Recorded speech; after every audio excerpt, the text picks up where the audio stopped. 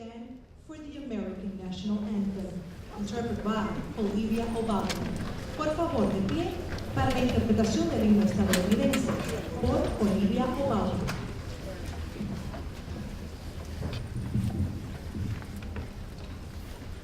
Oh, say, can you see by the dawn's early light what so proudly we hailed at the twilight's last gleaming, whose broad stripes and bright stars through the perilous fight, o'er the ramparts we watched, were so gallantly streaming, and the rockets rattling, the bombs bursting in air, gave proof through the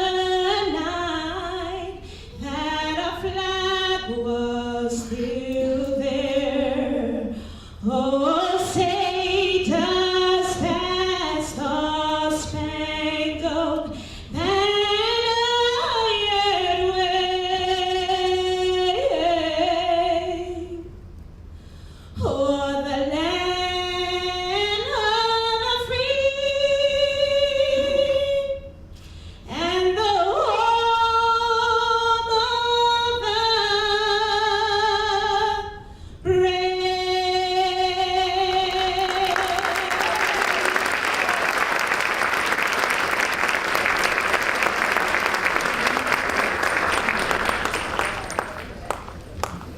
Welcoming remarks by Ross Frommer, Vice President for Government and Community Affairs and Associate Dean, Columbia University Medical Center. Vamos a dar la bienvenida al Vicepresidente de Gobierno y Asuntos Comunitarios y Decano de la Universidad Médica de Columbia, Ross Frommer. Thank you. Bienvenidos. Welcome to Columbia University Medical Center. The councilman will discuss this more fully, but I just want to say from our point of view, the state of affairs in northern Manhattan is absolutely wonderful. The Columbia University Medical Center consists of the College of Physicians and Surgeons, which is our medical school, the School of Nursing, the College of Dental Medicine, and the Mailman School of Public Health. And we have three basic missions: patient care, research, and education. And I will tell you that there's no better place in the country to provide health care, conduct scientific discovery, and educate the next generation of doctors, dentists, nurses, and public health professionals than right here in Washington Heights.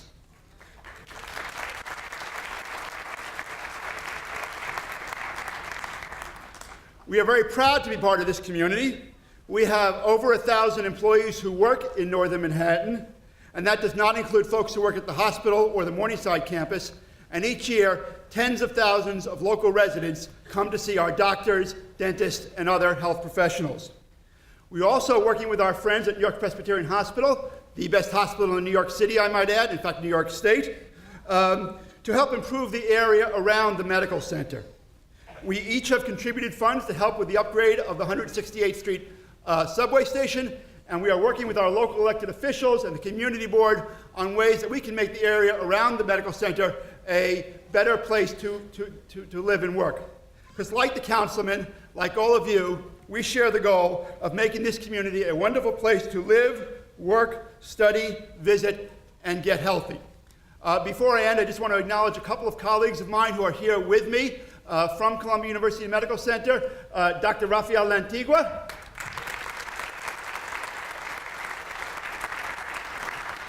I have been told Dr. Dennis Mitchell is here, although I do not see him, but if he is, he would be worthy of applause as well. A very, very special thank you to Clara Leon and my staff who worked with the councilman's office to make this event happen. Clara, I saw you there. She is in the background. And then my colleague from New York Presbyterian, Julio Batista. Julio, I know. Councilman Rodriguez, thank you for inviting me to be part of this program with you. I look forward to the presentation. Thank you very much. Please sit back and relax for this performance by District 6 Band Compadre Pedro Juan. Vamos a disfrutar esta presentación de la banda del Distrito 6, Compadre Pedro Juan.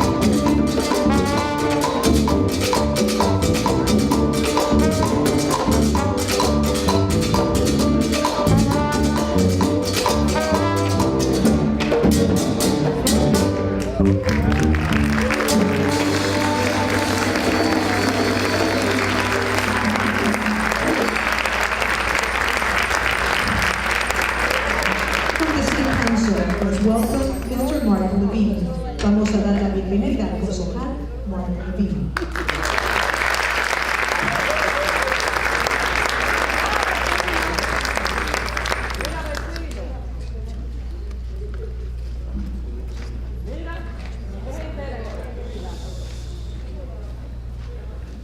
Y yo pensé que nada más era saludar de mi asiento, pero parece que tengo oportunidad de hablarles un poco.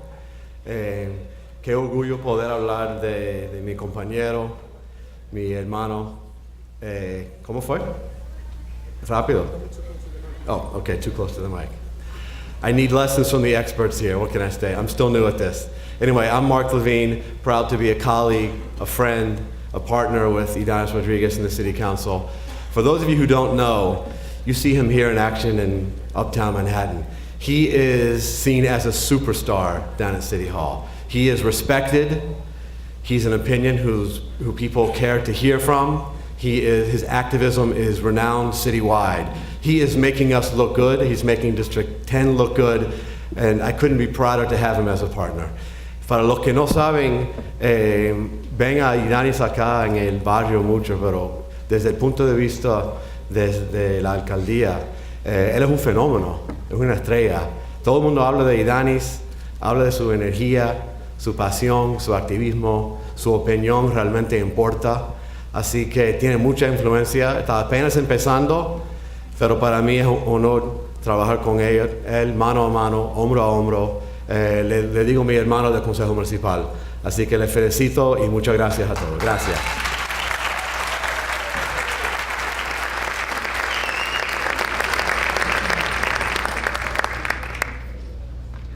For the 2030 presentation plan, let's welcome Professor Feniosky Pena Mora, the Columbia University. Vamos a dar la bienvenida al profesor Feniosky Pena Mora, presentando el plan 2030.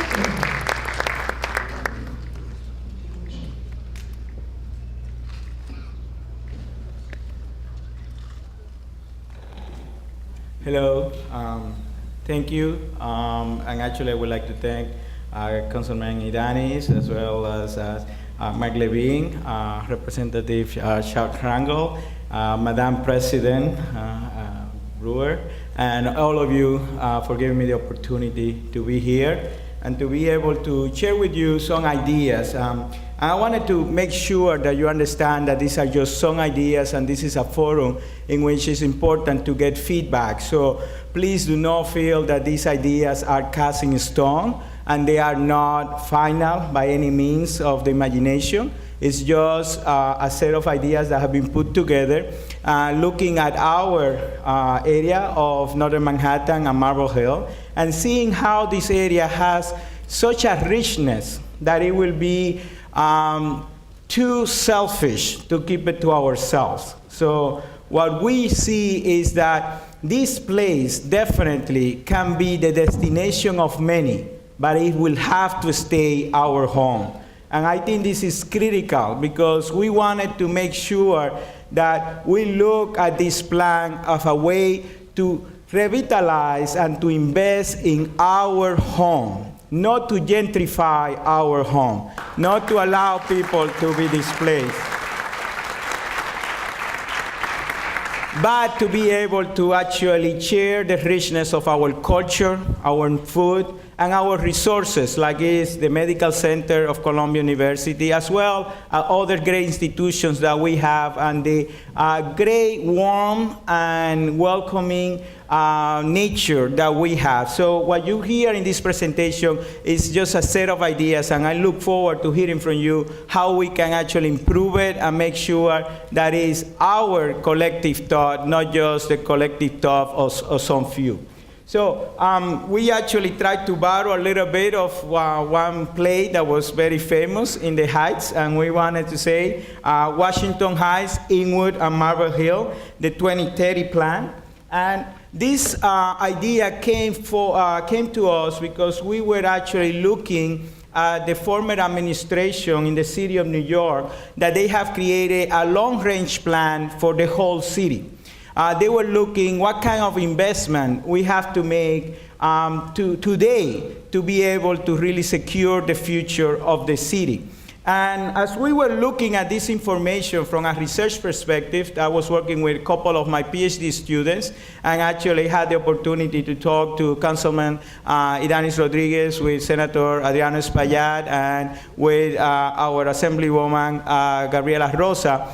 We noticed that we did not have a plan for our neighborhood, and we were wondering, why is that happening? Why don't we have a plan to how are we going to invest today for our future? So we look at all the documents that were prepared for citywide and try to replicate the same format, the same type of structure, but very focused into our neighborhoods of Washington Heights, Inwood, and Marble Hill.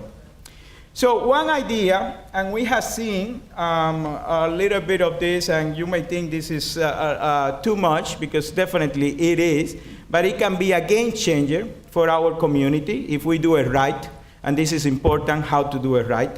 We're talking about this notion of integrated living, in which we can bring together not only people from different economic status, but from different background, but also to bring areas that will actually enhance the neighborhood, cultural centers, parks, and others, amenities that will actually help you to continue having a really great quality of life. And if you don't know what we're talking about here, you know that there have been a lot of talk about Atlantic Yards in Brooklyn, and how Atlantic Yards kind of redefine Brooklyn with the Barclay Center. And we also have been hearing in Manhattan the Hudson Yard development, and how the developers are talking that will redefine and will become an iconic area for Manhattan. We also think that the 207 rail yard that we have here in our neighborhood can actually see an investment that will go together with the investment that is being made to the Sherman Creek area that will be in this area, but be able to cover some of these 207 yards, to really create an area that will not be possible if we try to get like a small plot of lands here and there in our neighborhoods. But this can be really thought out from the ground up and really ensure that our neighborhood has everything that it needs, particularly housing for all different strata of economic status, and housing that allows everybody to really take consideration that we are a transgenerational community, in which we have from very little children to our senior citizens, our parents, grandparents living with us. And how do we ensure that that area, that development, is something that allows everybody to live fully to whatever they would like to do without any impediment? And particularly how we can increase ownership, so that we maintain what is so beautiful about our community, the people that live in the community. So that's one of the ideas that we have. Another idea is, how do we bring different and diverse economies? And this is the area of a cultural destination. And we have seen some of the investment that some of the business people here from our community have been making in the 181st Street. We have representative here. We have in here really close to the hospital, 168 and San Nicolas. Dykeman, which we have seen all the different upscale restaurants and bars and entertainment areas in which people are coming.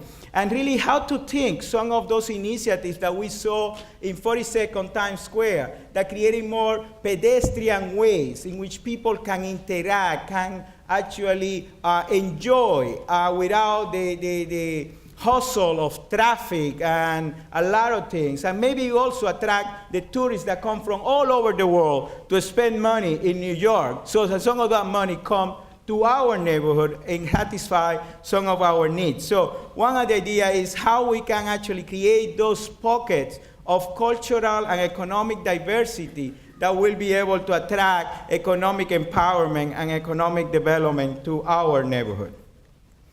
Another area which is, I think, very important is the idea of education. As you can imagine, myself as being a professor and being in education all my life, I take this very seriously. We do have one area of CUNY in the Heights, but we know that that is small, and that doesn't really satisfy all the needs of the community. And I think it's time for the Northern Manhattan, the area of Washington Heights, Inwood, and Marble Hill to have its own college. A college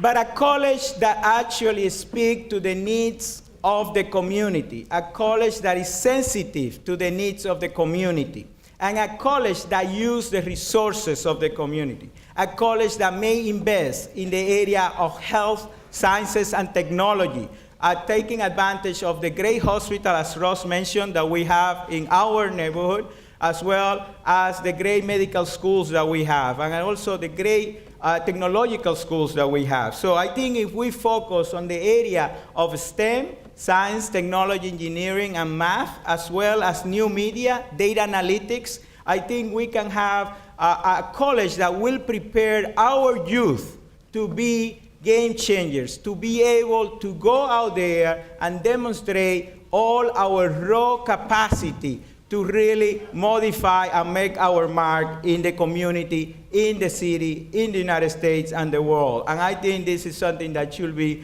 really a top priority in terms that education is the key to progress, in my view. So that's one of the other ideas that we have.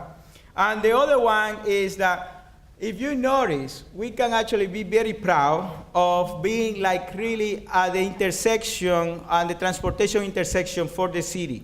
We have the connector with the the Bronx Crossway, connect from Maine to Florida. All the goods that goes through the East Corridor of the United States pass by the Washington Bridge and the Bronx Crossway.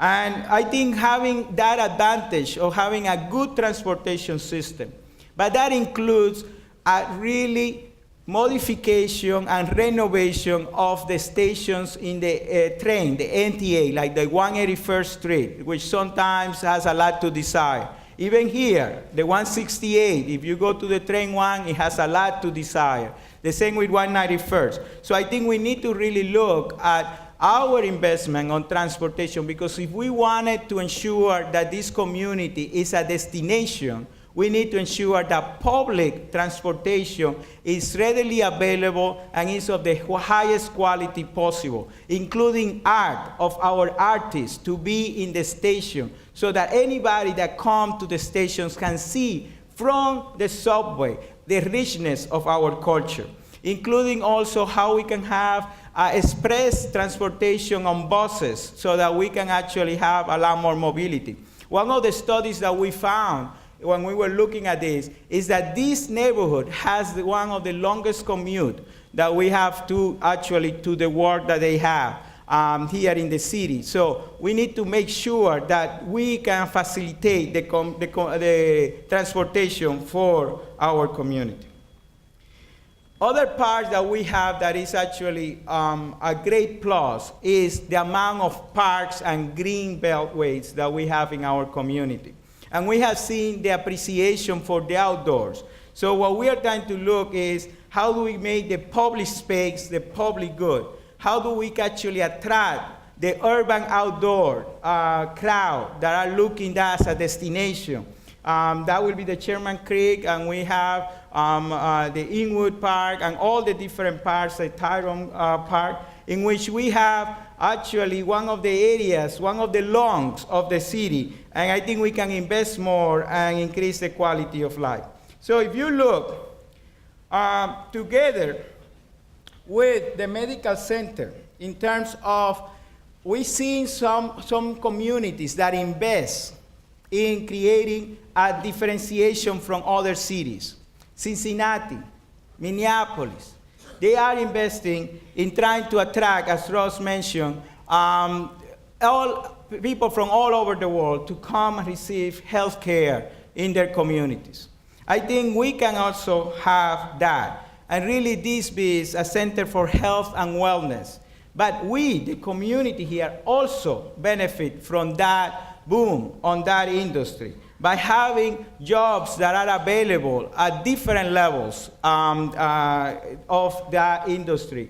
And particularly if we connect it to the college or the university created here and creating graduates that will be attuned to the needs of that industry, I think it can actually diversify even more our community in terms of economic development and economic empowerment. And I think we have the resources, we have the key components here. We just need the continued investment to make sure that we integrate all these different parts and ensure that everybody can actually reap the benefits, not just a few, but everybody that lives in the neighborhood. So the way that we look at this 2030 plan is a community of culture, music, food, history, new economy education, urban outdoors, health and wellness. Our home, your destination in the Heights.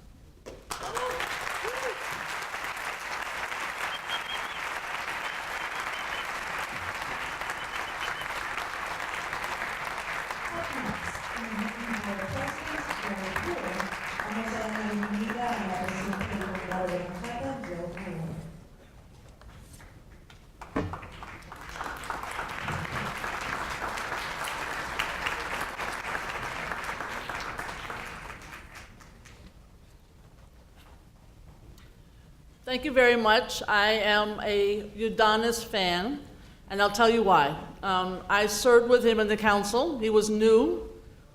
People call me institution because I'm so old and I know a few things. And he was a great new member because he asked questions, he cared, he wanted to know why something was a policy, he wanted to know what he could do to improve it. He's one of these people who doesn't think he knows everything. I hate people who think they know everything. I don't know anything. I'm always learning. We're always learning. And I thought this wonderful presentation about the Heights is an example of somebody, because it reflects him being part of his town hall meeting today. It reflects his interest in trying to think about the big picture while never forgetting all the individual issues that we all deal with on a day-to-day basis. And he did the same thing as chair of the Higher Education Committee, always trying to push to find out what's best for the students and the faculty and the campuses. And I know he's doing the same thing now as chair of transportation. So I try to be as an imaginative. I cannot be as imaginative as Ydanis Rodriguez. He's really, really good at it. So you're lucky to have him as your representative. And as a borough president, I will look forward to trying to bring people together about these big issues. We're doing that now at the South Street Seaport. We are meeting with everybody in the neighborhood to try to figure out how to plan for that area. And I know other communities have done that, and I look forward with his leadership to doing the same in the very, very, very wonderful neighborhood that you are all part of. Thank you very much.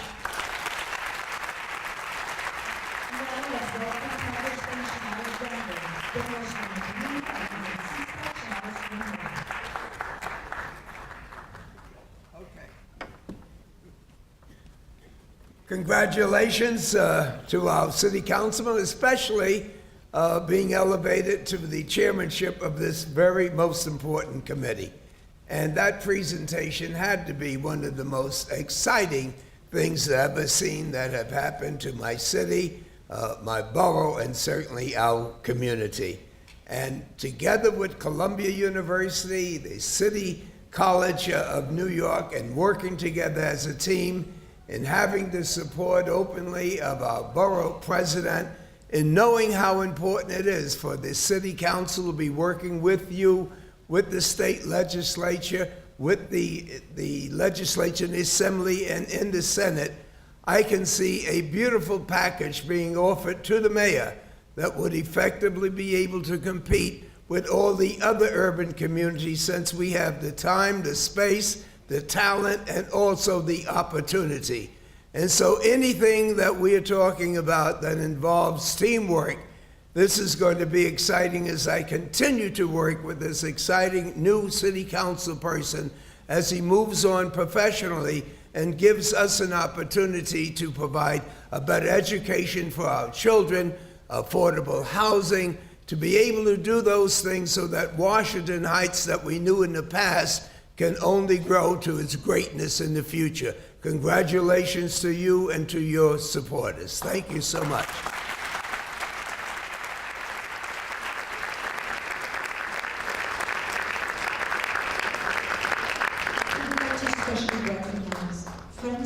institutions of our community. Queremos reconocer amigos e instituciones de la comunidad. Fausto Pichardo, First Deputy Inspector of the 33rd Precinct. From Gabriela, Ambassador of the United Nations, Dominican Mission, New York. Maria Salvo, Executive Director of Northern Manhattan Improvement Corporation. Irene Clemente, Washington Heights Delegate. Richard Espinal, Executive Director of Centro Altagracia. Yvonne Stenton, Executive Director of CLO. Maria Morillo, District Leader. Manny de los Santos, District Leader. Maria Luna, District Leader. Monsignor Kevin Sullivan, Catholic Charities. Dr. Rafael Lantigua, Mr. Reynolds Bruce, Guardians. Office of New York City Comptroller, Tom DiNapoli. Here is Carlos Rodriguez. Paul Travis, Washington Square Partners. Young Woo, and Associates. Right now, we would like to introduce again the band performance of District 6, Chucho. Ahora la siguiente presentación de la banda del Distrito número 6 con su interpretación personalizada de Chucho.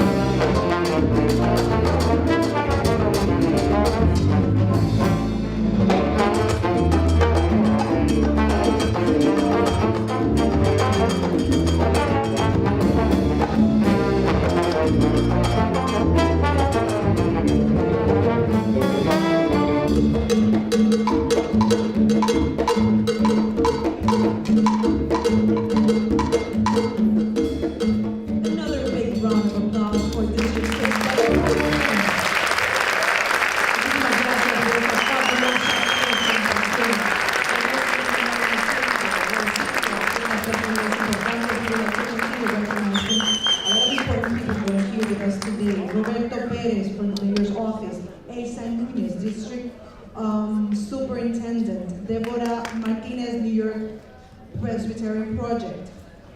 We also have Ferd Hertenberg from the Washington Heights Senior Center, Jennifer Hopa, New York City Parks, Northern Manhattan Administrator. We also have Deidre Parker from the FTA, Lily Frank, General Counsel of the New York City Council, Angela Fernandez, Northern Manhattan Coalition for Immigration Rights, Robert Perez, Office of the Mayor, New York City Comptroller Scott Stringer, here's with us Wendy Garcia, Office of Manhattan Borough President Gale Brewer, Soledad Isiano, ACDP. Thank you all the principals of all New York City schools, and we would also like to thank Pamela Palomque and, of course, Mr. Scott Stringer, City Comptroller. So right now, I would like to introduce right now from the State Senate, representing Northern Manhattan, Mr. Senator Adriano Espaillat.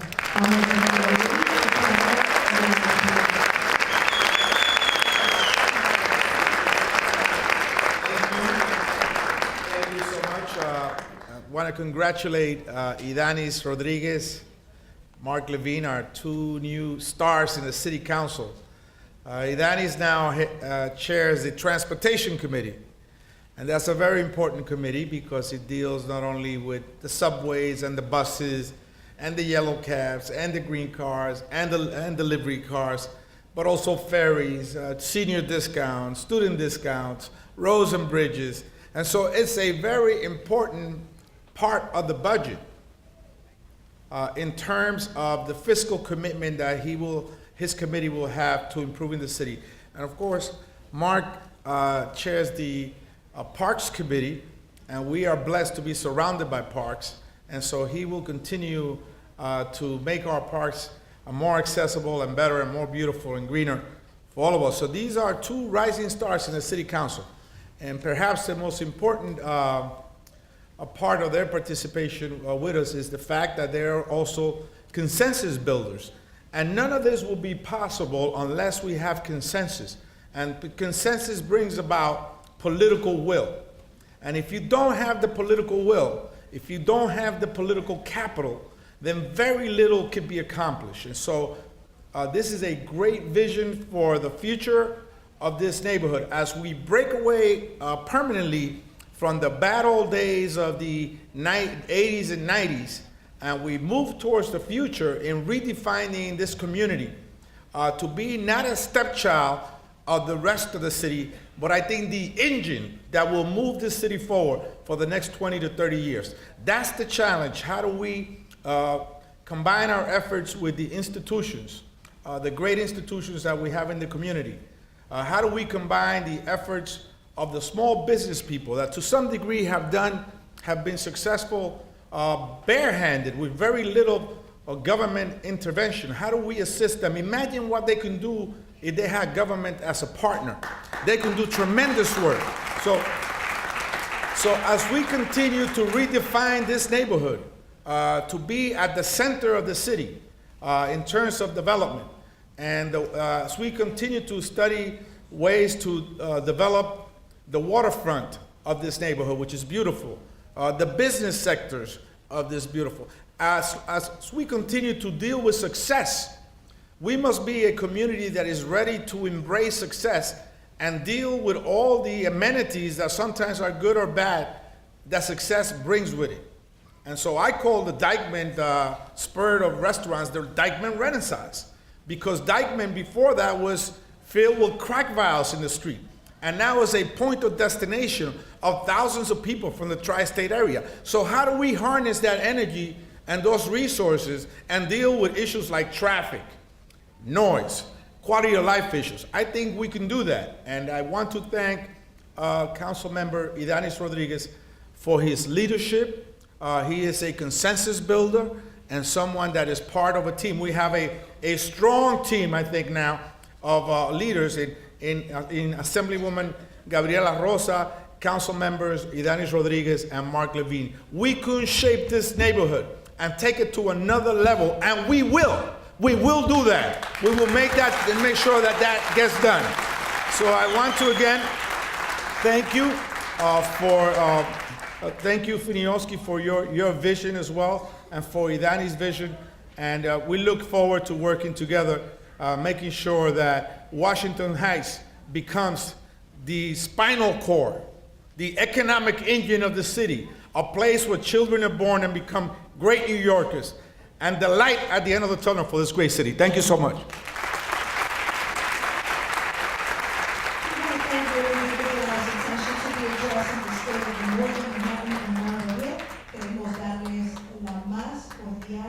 Bienvenida y gracias por prestar atención a esta rendición de cuentas del norte de Manhattan y Marble Hill. We would also like to recognize another set of important people that are with us today. Ms. Judge Denise Dominguez, thank you for your presence. Also, Ms. Olivia Rodriguez from Borough Community Housing, thank you so much for being with us today. Right now, we would like to introduce from the State Assembly, Assemblywoman Gabriela Rosa, de la Asamblea Estatal, Gabriela Rosa.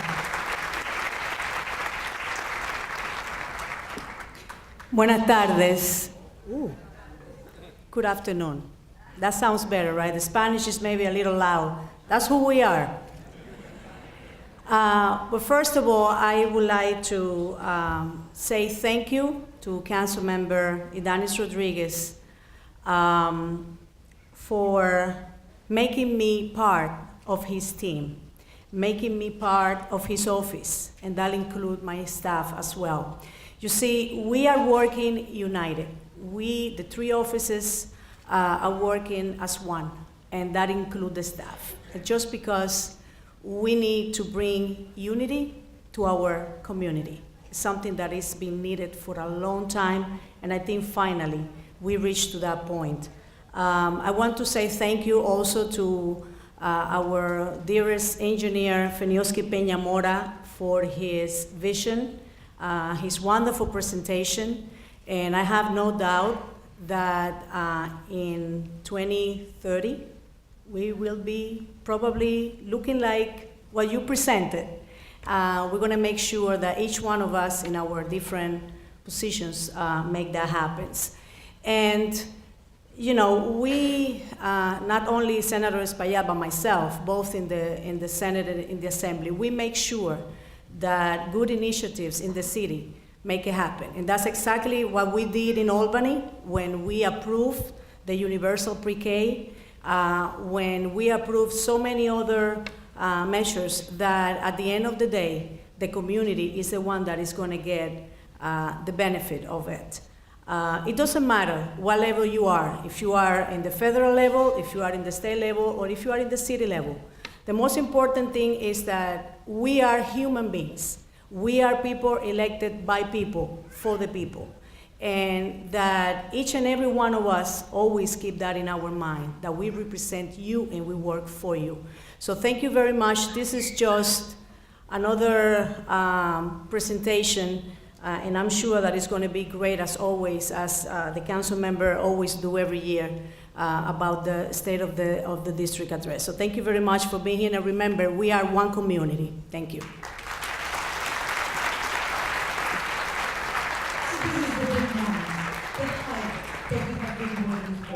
He's the leader. He's that you guys elected. He has been making us proud. Right now, he represents us.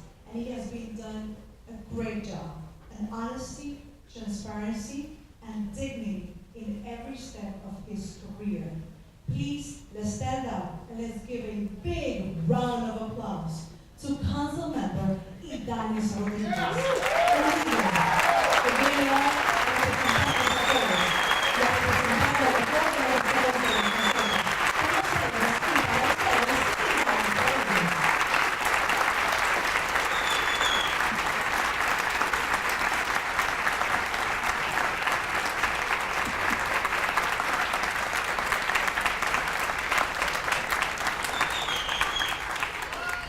Well, first of all, thank you, everyone. This is a great group that we have here. So among this group, we have the most important, which is like grassroots organizing people. But we have our friend from the NYPD. They do a great job. I always say that I had 2 daughters, and even though a couple of weeks ago I participated in the civil disobedience fighting so that the workers in the airport, they should have a decent job, and I was arrested. At the end of the day, my 2 daughters, I want them to be safe in the street. So thank you, the NYPD men and women, for keeping our city safe.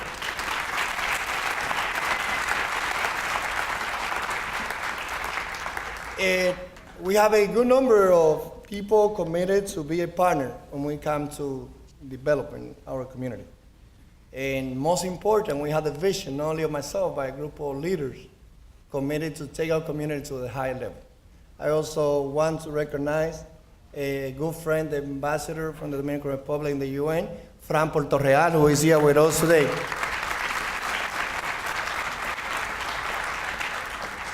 Para mí es de gran satisfacción el poder estar compartiendo con ustedes la visión sobre lo que nosotros queremos para esta comunidad.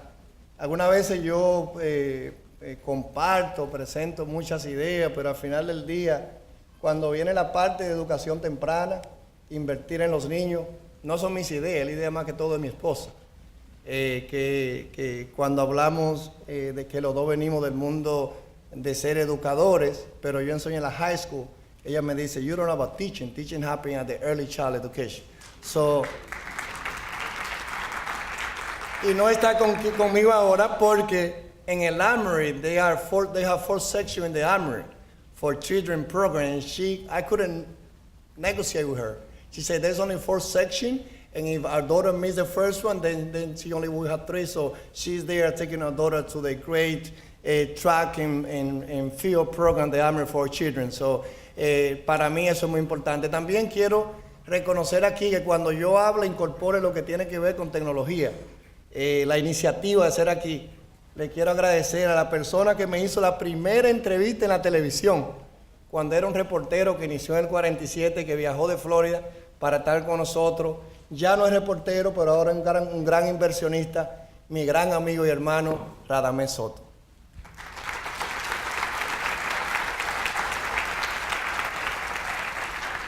También el señor Torres, no solamente dueño de Rami Café, sino un hermano colombiano, quien estuvimos juntos haciendo un programa en Voz de las Américas el viernes, y después de tomar un café, él dice, yo quiero ser parte de lo que se haga, especialmente en la comunidad latina.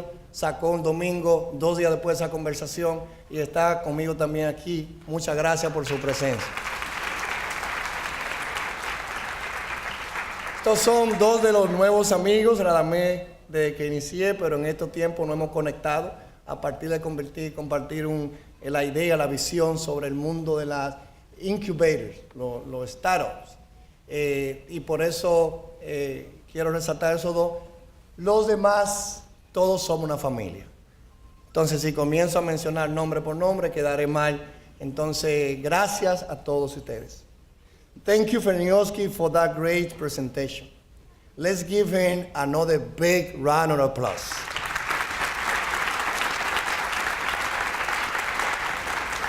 Thank you, Columbia University American Center and Rose Frommer, for your hospitality this afternoon. Before we begin, I would like to acknowledge and thank my staff. Ceni Taveras,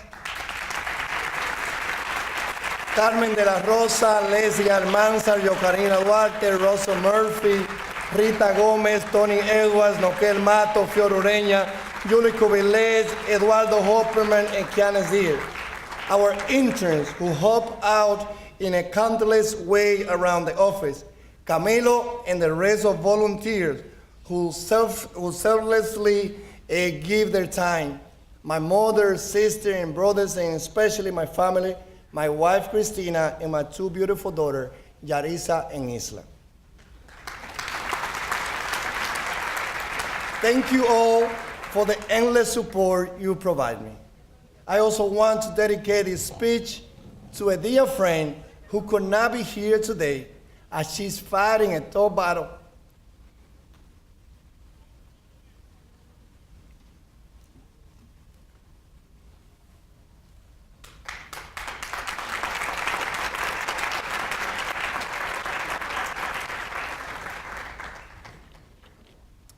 as she's fighting a tough battle against cancer in the Bronx.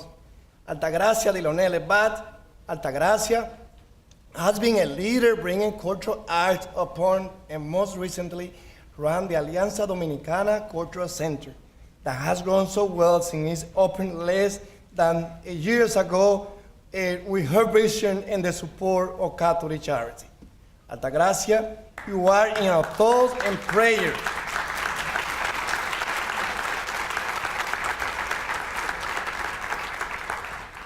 And we hope you pull through this struggle to continue the amazing work you have already done for our community. Thank you.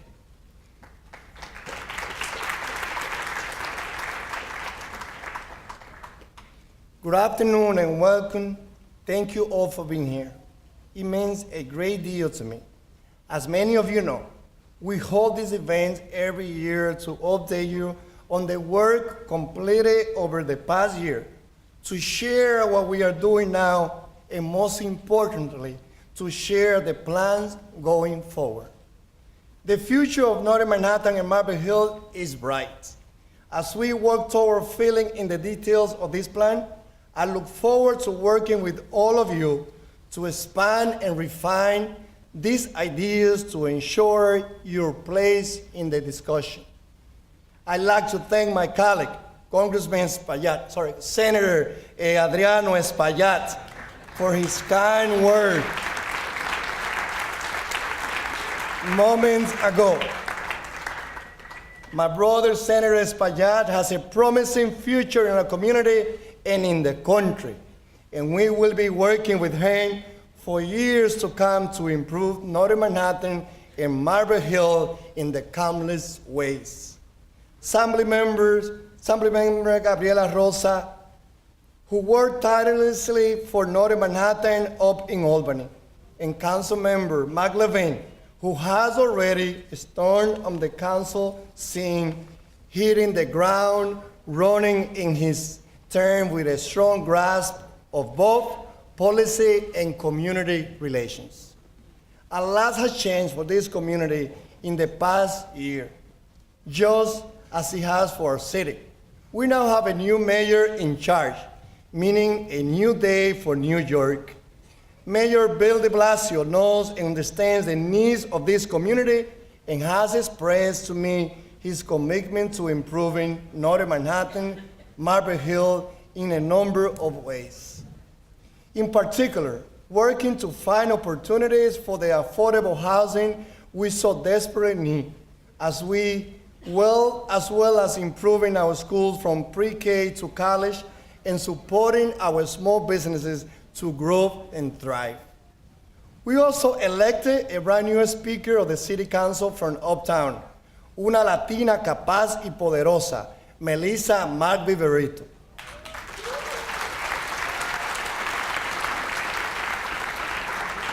Over the past few months, since she began times and time again, Melissa has demonstrated a keen ability to lead our legislative body with great skill. In one of her first acts as Speaker, she hoped to expand paid sick leave, a major victory of the Council last year, to tens of thousands of new workers who were left uncovered in the previously passed law. With her leadership, our city is now moving in a new direction, a direction that takes the plight of working New Yorkers seriously and seeks to create a place for all to live. With such monumental changes in city government, I have a resounding sense of hope for the future of both our city and our community.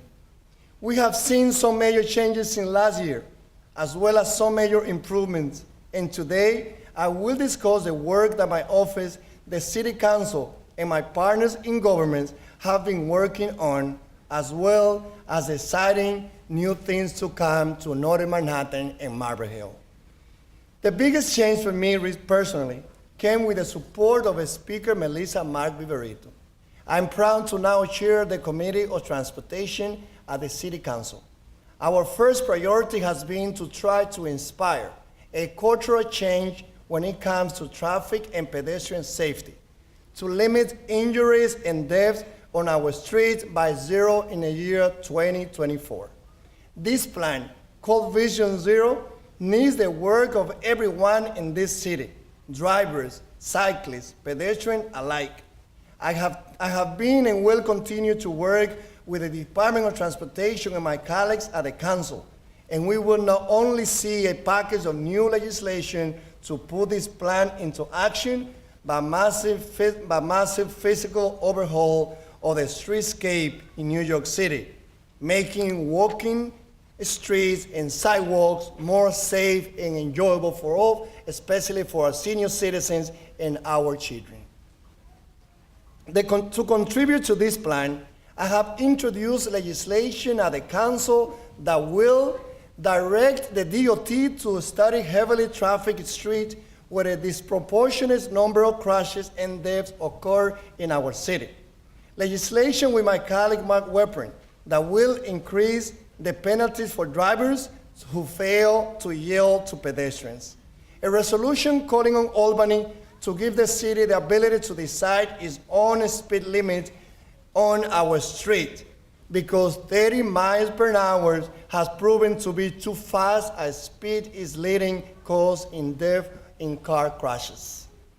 And I, along with Speaker Melissa Mark-Viverito and a number of my colleagues at the Council, have held and continue to hold major town hall meetings in every borough of the city to seek feedback and inputs from you, the residents that will be affected by these changes.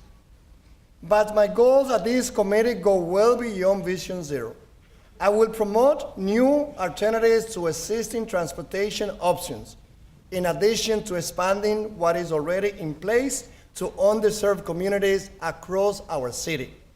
By 2030, New York is expected to gain 550,000 new residents, all of whom will need transportation options to go to work. To tackle this vital challenge, I will seek out partnership with academics and industry leaders and work to put together a think tank for the future of New York City's transportation. I want this community to be part of this effort going forward, and my office will always be open to innovative ideas. Areas that I seek to expand both here and across the 5 boroughs will be to increase the ferry services to more areas, including developing an eco-dock with the Metropolitan Waterfront Alliance and Western Edge at 125th Street and Dyckman Street.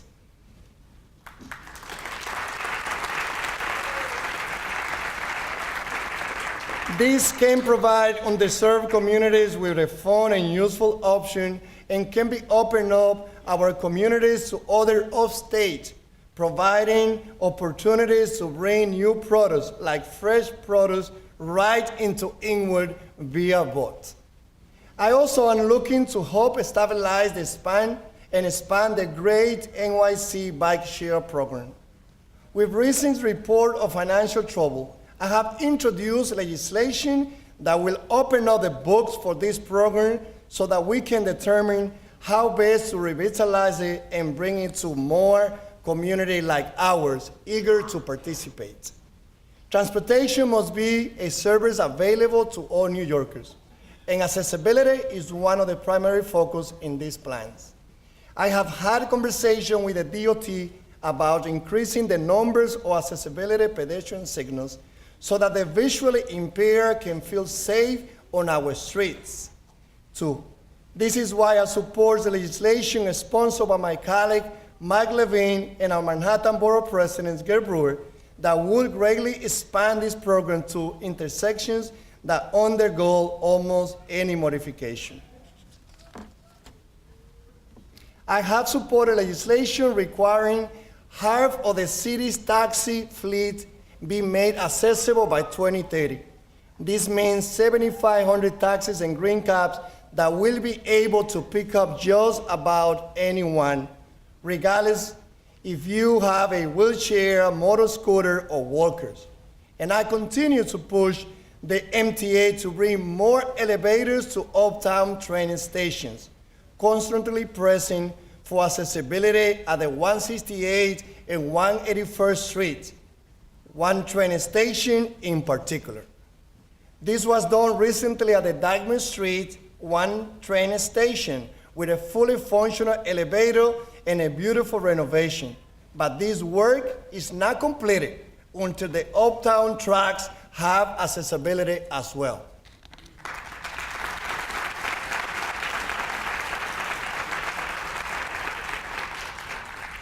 And along last, the Port Authority is set to begin construction of their new bus terminal at 178th Street. I have joined my uptown colleagues in government at several meetings with the Port Authority, calling on them to provide real community space in a project that will also bring thousands of square feet to new businesses. As our great communities organization know, space is at a premium and this could have a tremendous impact. They are now on the clock on this, as this is something we have held as sticking point when this project will disrupt traffic in Washington Heights for over a year. There must be a concession to our community from a developers and Port Authority that they're doing good in this project. Here at home, we are going through some new changes together. I know I now represent new section of Northern Manhattan, something I'm delighted for, as I know this is one of the most active and diverse communities in the city. I'm adding a wonderful group of committed individuals who will push even harder for greater resources and access to quality services for our community. En este periodo que estamos trabajando, nosotros hemos tenido un compromiso de trabajar con nuestra comunidad para ser una voz de un equipo de los legisladores que trabajamos en una sola dirección. Hemos estado trabajando para que el Port Authority de la 178, cuando haga la renovación, también provea miles de pies cuadrados para uso comunitario en un proyecto donde el developer tuvo una gran oportunidad trabajando junto con Port Authority. En legislación, también hemos estado introduciendo legislación importante en calidad de dirigir el Comité de Transportación, como son elevar la multa a aquellos choferes que no se dan el paso cuando una persona tiene la luz para caminar, como es también nosotros asegurarnos de que en la comunidad de Washington Heights podamos traer todos los recursos que se merece nuestra comunidad, y ahora trabajando con la nueva área que estamos representando en el Distrito 10, hemos sumado un grupo de personas que son todavía más vocales y trabajando junto con nosotros. Vamos a lograr que lleguen más recursos al vecindario de Washington Heights y Marble Hill.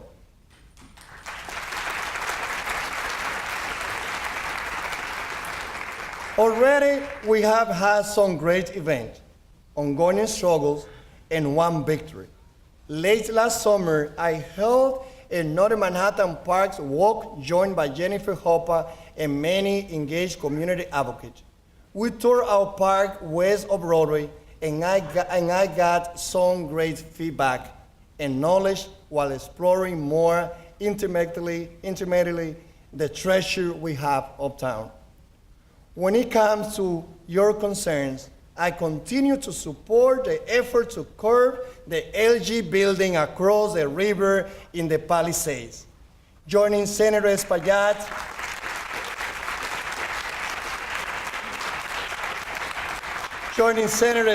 Assemblymember Rosa, Councilmember Levine, and Danny Farrow in a letter to the New York State EDC requesting an end to all LG-related business in the state for the arrogance and potentially devastating action in New Jersey, Bronx, and New Jersey.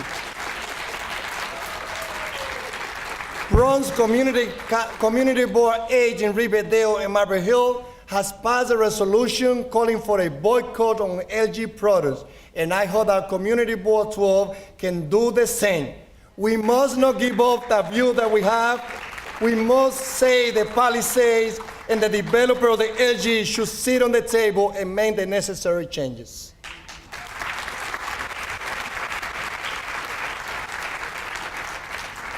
And in Inwood, With the determination of a small group of individuals led by Mr. Reynolds, we saw community concerns taken seriously in Bruce's garden.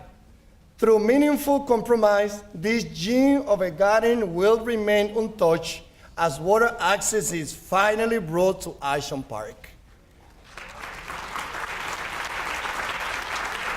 For community new to this return, if we can continue to build bridges, translating our energy, experience, and passion into action on key issues, we can make sweeping changes that will become a model for success citywide. This means fighting for more resources for our local schools as we forge new partnerships for better educate our children. Prioritizing safer and cleaner parks and streets in our community, and following through on your concern to see that your tax dollars are not only fully returned to this community, but well spent in the way of city services and productive capital improvements. Some of these returns are already underway. Last year, I mentioned my vision for bringing new amenities to Northern Manhattan so that our children and families don't have to travel far for fun. I'm pleased to announce that through the support of the City Council, in a $7 million project, the pool of George Washington High School will be fully renovated and restored.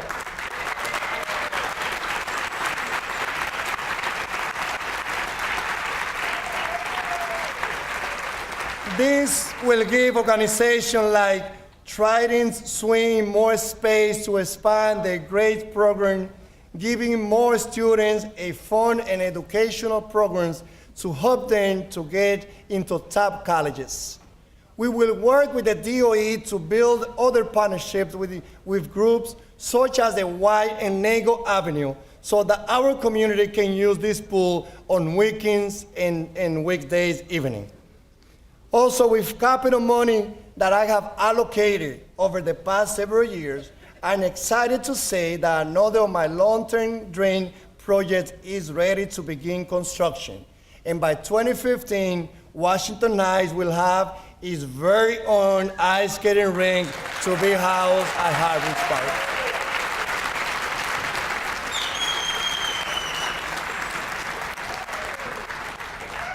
En estos tiempos hemos estado trabajando con proyectos muy importantes, incluyendo la voz de la comunidad en las cosas que nosotros hacemos.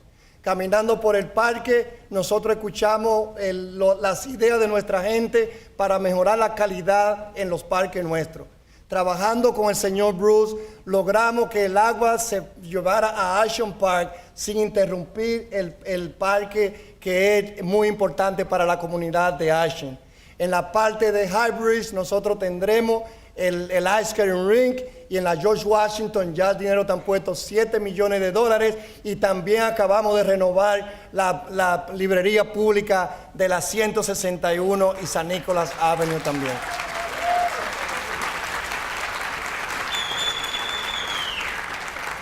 Many exciting things are happening at Highbridge Park. It is undergoing a real transformation that will make it a destination for many across our community. The expected completion date of the renovated pedestrian Highbridge is coming this year. And soon we will see the ice skating rink, a new skate park, a renovated water towers, and a water tower not very far off. This will be a true renaissance for Highbridge Park. In keeping with improvements to our green space, I will also fulfill a promise I made to this community last year. I will allocate the millions of dollars necessary to fully renovate Jacob Jarvis Playground at Cabrini and 4 Washington Avenue.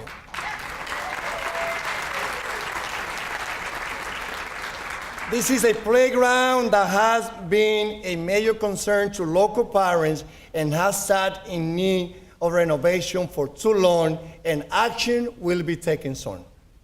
Our waterfronts will also see some major upgrades as well.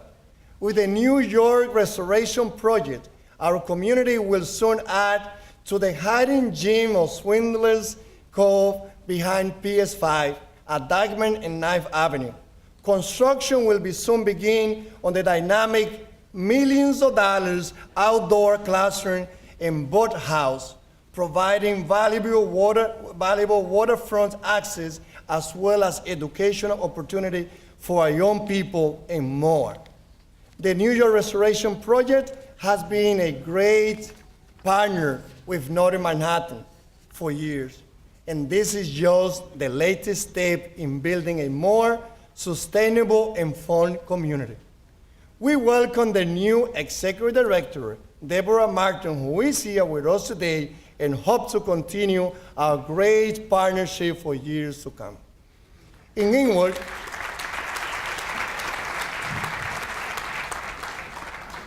Inwood, Hill Park, the Inwood Little Leagues Prize Diamond 6 is undergoing a $500,000 renovation to bring in a beautiful new baseball field.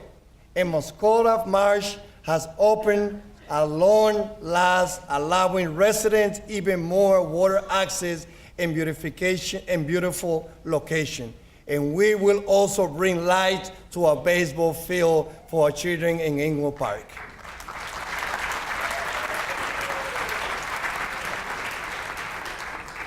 Entre los proyectos más importantes también tenemos detrás de la escuela PS5, el proyecto New York Restoration. Como vieron, está construyendo un proyecto de millones de dólares para que los niños también se pongan al área de remar y que eso sirva como algo educativo y deportivo para nuestros jóvenes.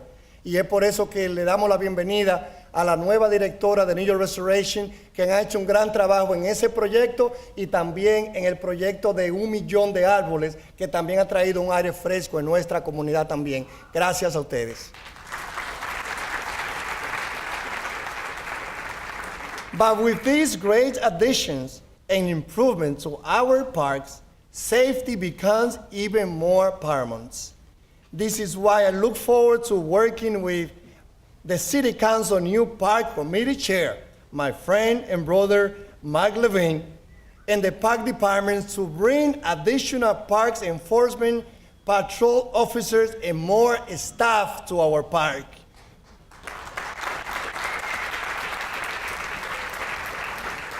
We had to put a stop in the New York Park Department that in the past, Central Park has 226 staff, and Inwood, Harvard Park, and Fortran together only had 20 staff assigned.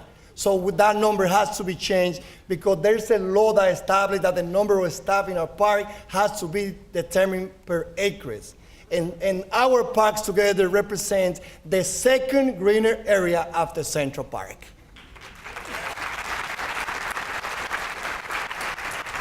Nosotros vamos a asegurarnos que los parques nuestros tengan los mismos recursos, staff y policía que patrullen nuestros parques. Los parques de Central Park tienen 226 trabajadores asignados. Y los parques nuestros, Hybrid, Fortran y Inwood, juntos, que son la segunda parte verde, después de Central Park, solamente tiene 20 trabajadores. Y ese número lo tenemos que cambiar. Tenemos el colega que vamos a estar trabajando juntos y ver cómo entonces con nuestra comunidad hacemos una campaña para que se asignen más trabajadores en nuestros parques.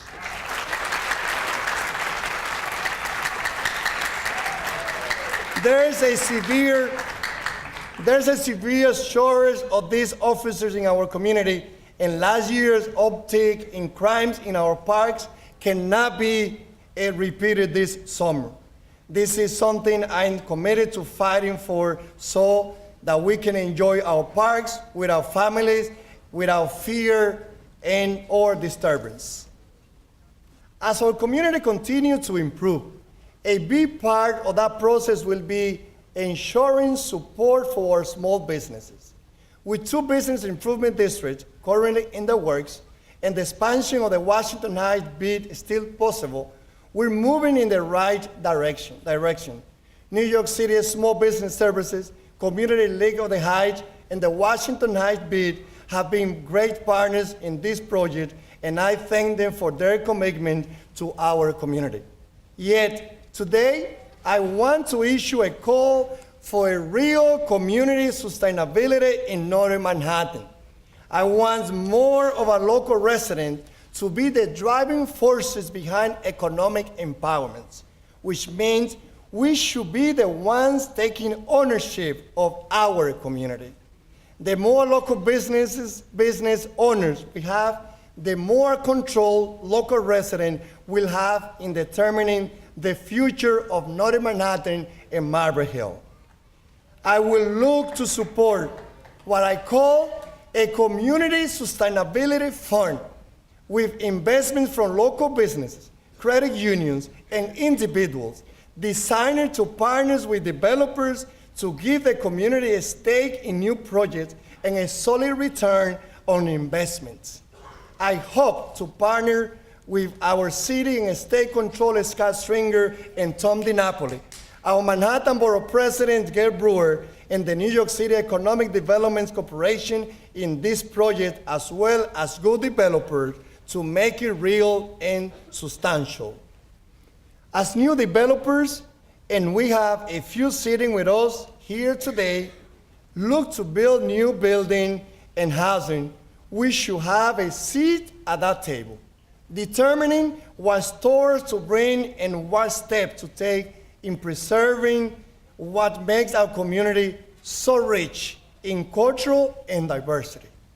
But we should also look to the future to make our neighborhood more attractive to industries such as technology, science, and engineering. Right, Adames?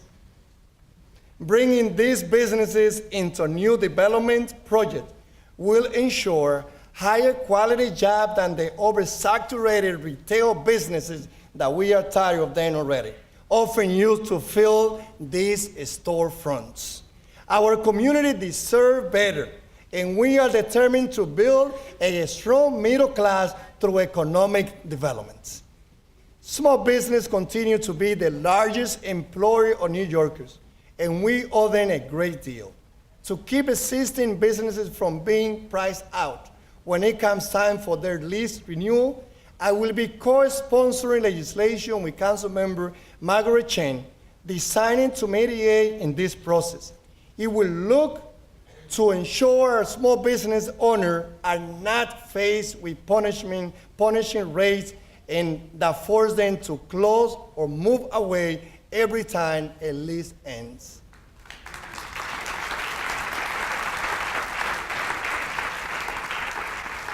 A big part of keeping quality business in our community is supporting those that are great partners, as well as those that come up with innovative ideas. Two that I would like to highlight are Dexter Pharmacy on 207th Street and Broadway, owned by Manny Ramirez, not the baseball player, okay? who has open space right in his store for community groups to use. He has invited Inwood's growing Jewish population to hold services led by Rabbi Herschel Hartz, and is a model for community and businesses partnership. I would also like to highlight 3D Height on 172nd Street. They're here with us today too. Who has brought cutting-edge technology to Washington Heights.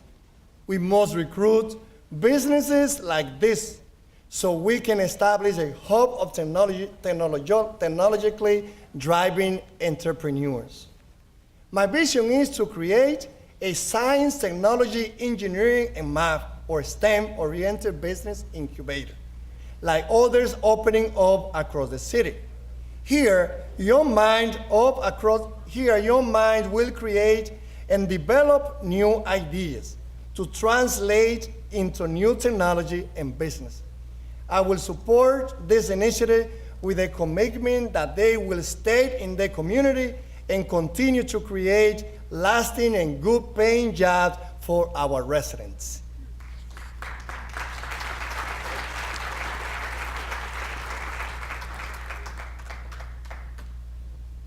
Water is fine, right? I will work with Community League of the Heights and Catholic Charity to expand the technology ideas on especially I would like to expand Club Technology Center on 165th Street in Amsterdam, as well as working with Catholic Charity to bring similar idea to the Alianza Triangle building. Encouraging other groups and schools across the district to create something new and lasting to benefit all.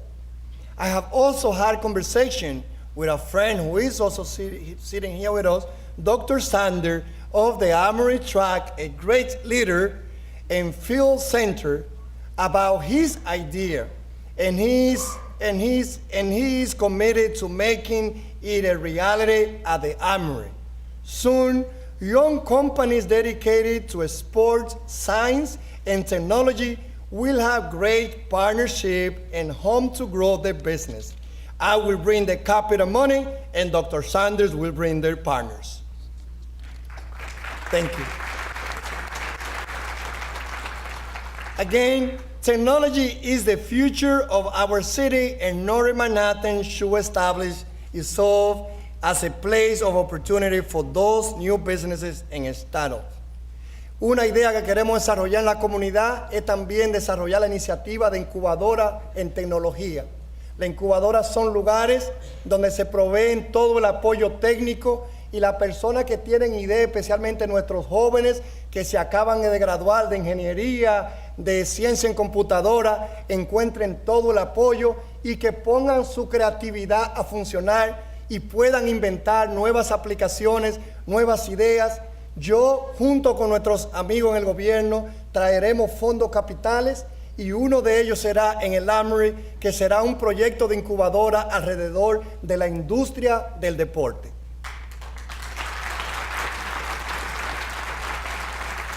But to create and fill these new businesses, we will need a highly skilled and trained workforce that can only be realized through education.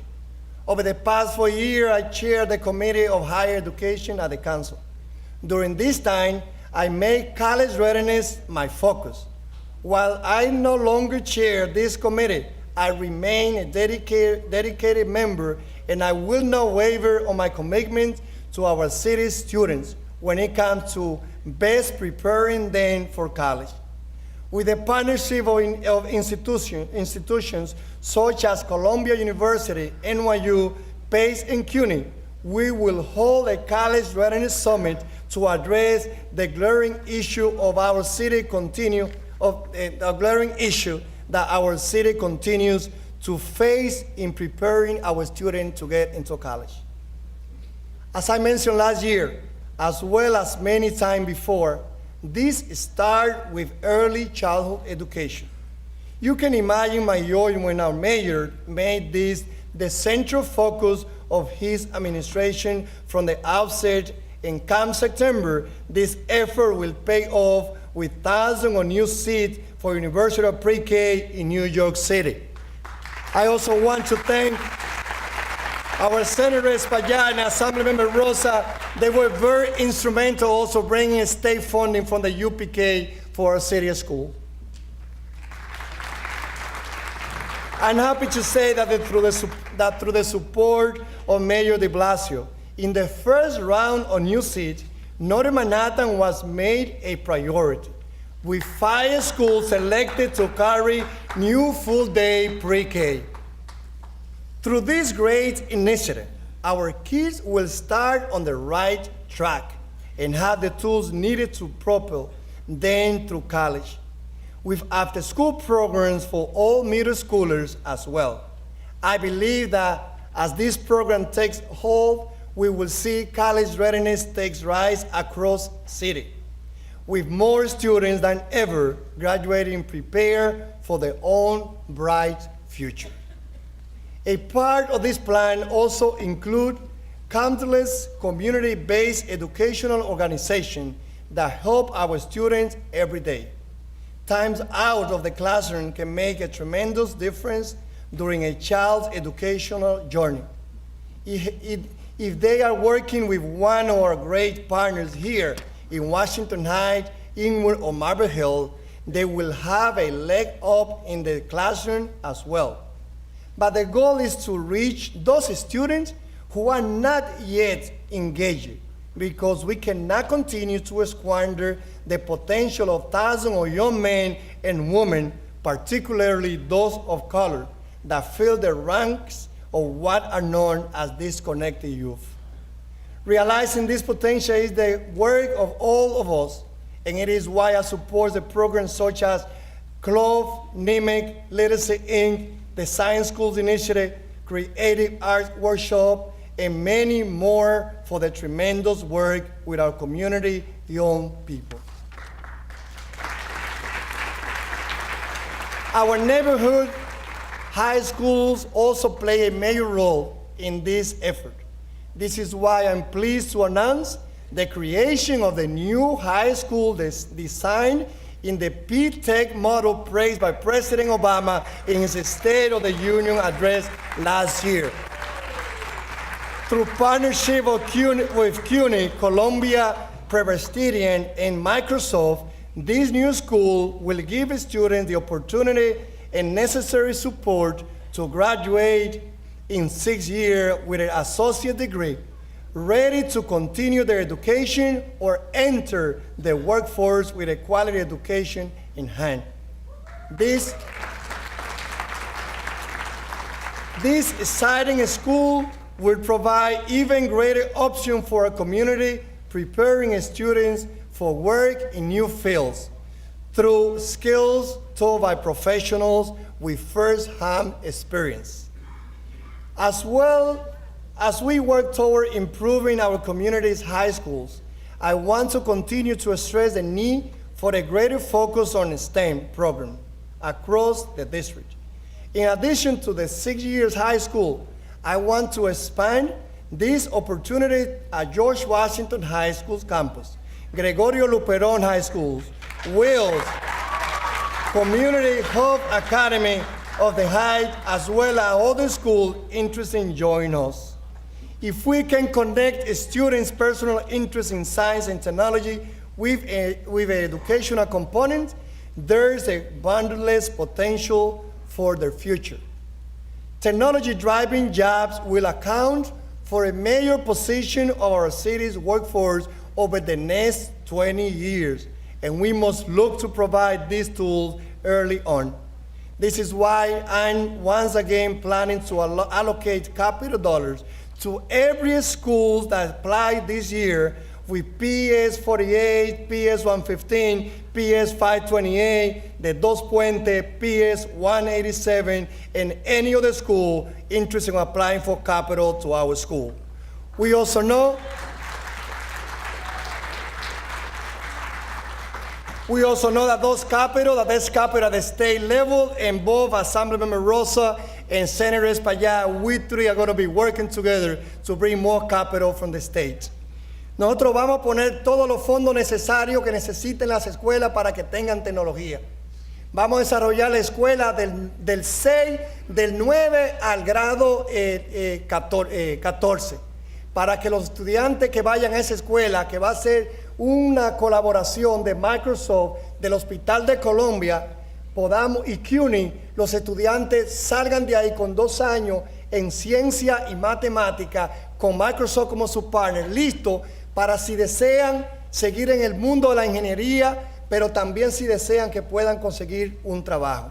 También como lo hemos hecho todos los años, todas las escuelas que solicitan fondos capitales lo han recibido y lo continuarán recibiendo.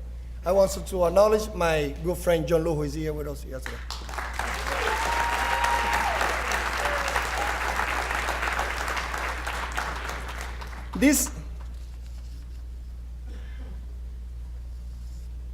When discussing funding, I'm looking to join a forward-thinking group of my colleagues that have prioritized community participation in their decision.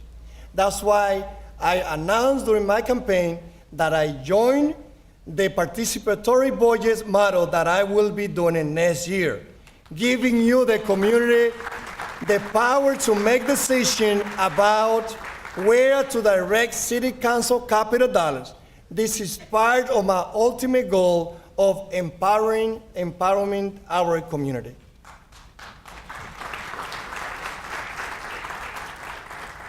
But as we seek to empower community through the budget process, we can also do this with legislation in what can be called, starting from our community in Northern Manhattan, what I call participatory legislation. I want to create a new and inclusive system for developing legislation to bring to the floor of the council. Later this year, I will hold a series of public forums designed to give you the opportunity to turn your ideas into legislation to introduce at City Hall. I will allocate discretionary funding to this project to bring professional policy analysts to our community to work with you and my staff to craft legislation around issues you care about in New York City. I want to be sure that your ideas and voices are heard within our city government so that each of you is connected and empowered.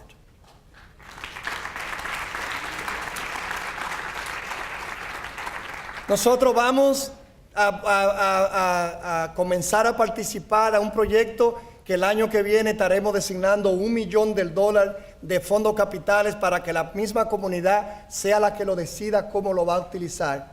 Ya somos parte de esa iniciativa. Ahora le vamos a poner unos fondos discrecionales para que hagan el papel de prepararse y el año que viene estaremos participando en ese proyecto. Pero en el norte de Manhattan vamos a comenzar algo similar alrededor de legislación, que es lo que yo lo llamo el proyecto de empoderarnos legislativamente, que es a final de este año estaremos invitando a todas las personas en la comunidad que tengan ideas sobre cualquier legislación y proveyendo abogados y personas especialistas en policy, producir del seno de nuestra comunidad legislación que la introduciremos en el Consejo Municipal.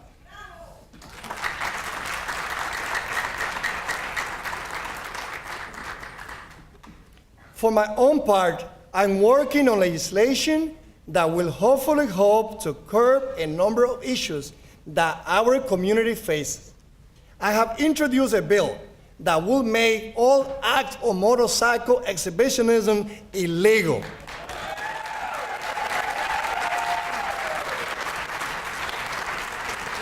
These wheelies, burnouts, and tests of speed, all of which are dangerous and have no places on our street. And I know that at the state level, both Senator Espaillat and Assemblymember Rosa, they also been introducing legislation to address this issue away. So let's give them a big round of applause for the leadership too.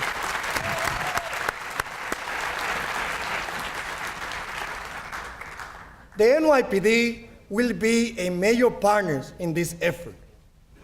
And I work with Captain Pichardo of the 33rd Precinct, as well as I will be working with the new commanders of the 34th Precinct, Deputy Inspector Chris Morello, to take this issue seriously, but we must have the laws in place to ensure our quality of life is upheld. But we will not wait for this legislation. In this coming spring, I'm going to be working with both NYPD leaders to be sure that the motorcycle don't take the street in our community.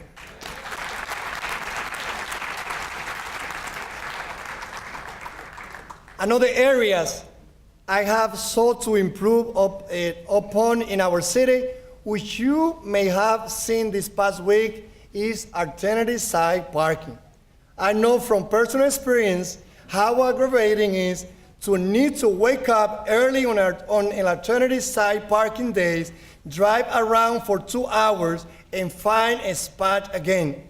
This is why I have introduced a bill that would allow drivers to park their cars immediately after the street cleaning has passed and cleaned the street.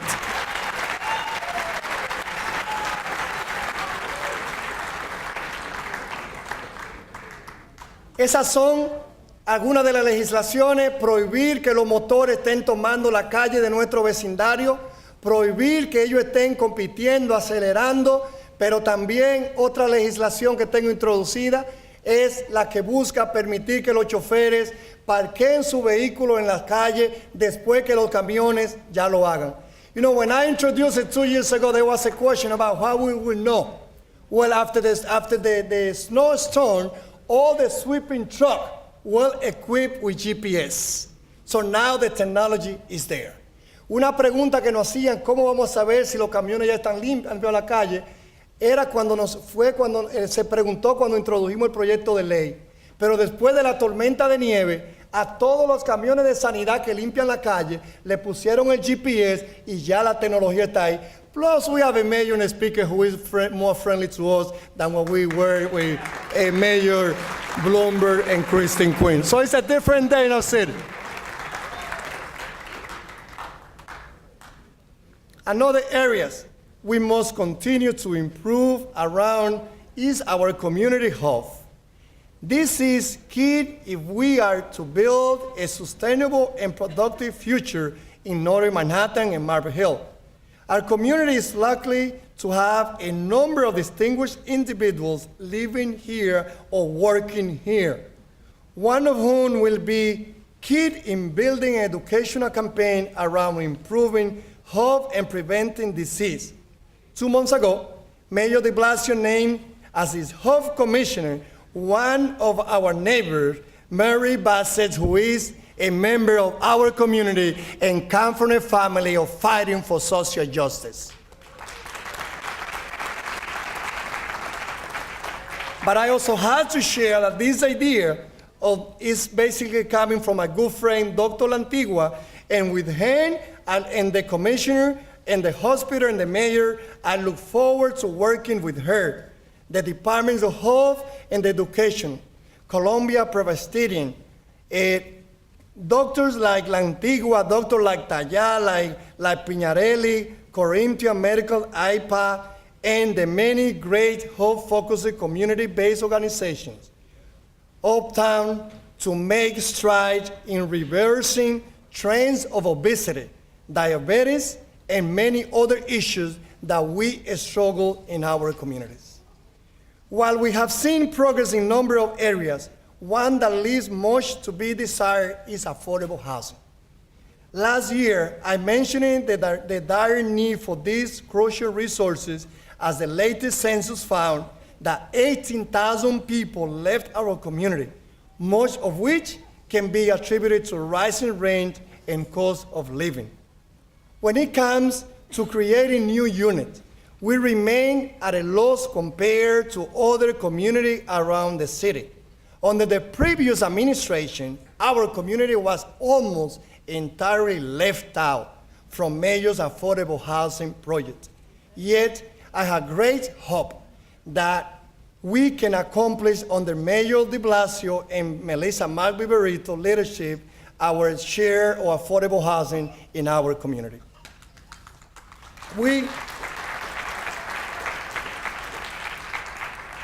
We will also put more money from the council to projects such as NIMEC so that they can continue providing legal services to our tenants that sometimes are pushed out by the landlords.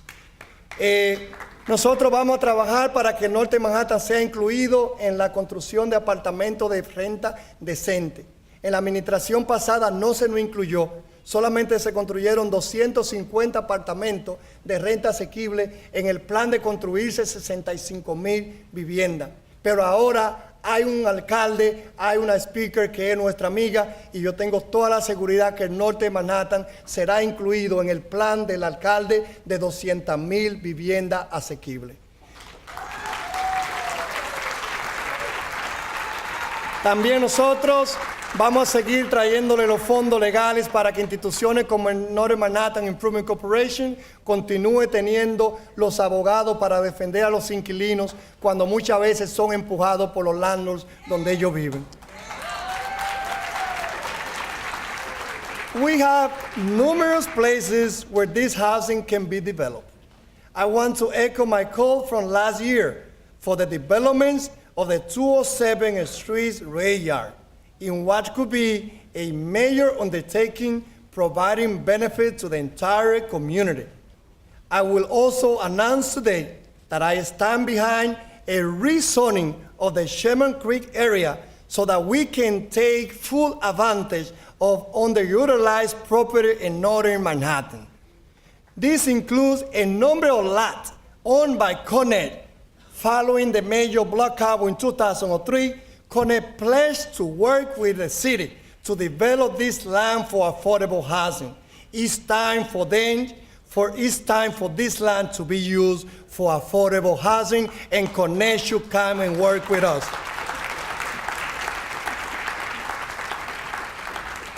I want our residents to feel secure in their homes for generations to come if they so choose, which means holding developers accountable for including a substantial number of affordable housing units in every project that crosses my desk. I have had conversations with several developers in recent months to discuss projects that could have major positive impact on the future of our community. I made my position clear to each of them that while this is a wonderful place to invest, they will be required to not only build substantial affordable housing with each project, but must take into account this community needs for public space and quality small businesses that hire locally rather than redundant. And so that hire locally rather than redundant chair stores with low-paying menial jobs. Part of this will include the community partnership I mentioned earlier. I have met with several interested developers to discuss some of their plans for a space that they currently own, but will need a rezoning. As such, their project must go through the council committee or land use, on which I presently sit, giving me therefore you a greater say in this proposed project. We will work together with our communities and the developer to make good projects for everyone. But at the same time, I want those who are considering investing here to know that they find a partner in me if they take a community-based approach to their project. If we can work to keep Northern Manhattan and Marble Hill affordable while delivering the services, amenities, and quality jobs that make communities strong, we will have a place that we can all be proud of. I want to summarize to say that everyone in this community should have a stake in this goal, and I look forward to working with each of you to realize it. We stand on the cusp of something great, here at the top of the most famous island in the world, and we must seize this bright future so that we may be here to see the gains we have made. We will create a place that embraces all who choose to live here, yet one that will remain a place where longtime residents feel comfortable too. I invite you all to join me in this effort. It is one that will challenge us all times, but in the end, the gain we make will long outlast the struggles we face. Thank you all, y pa'lante, siempre pa'lante.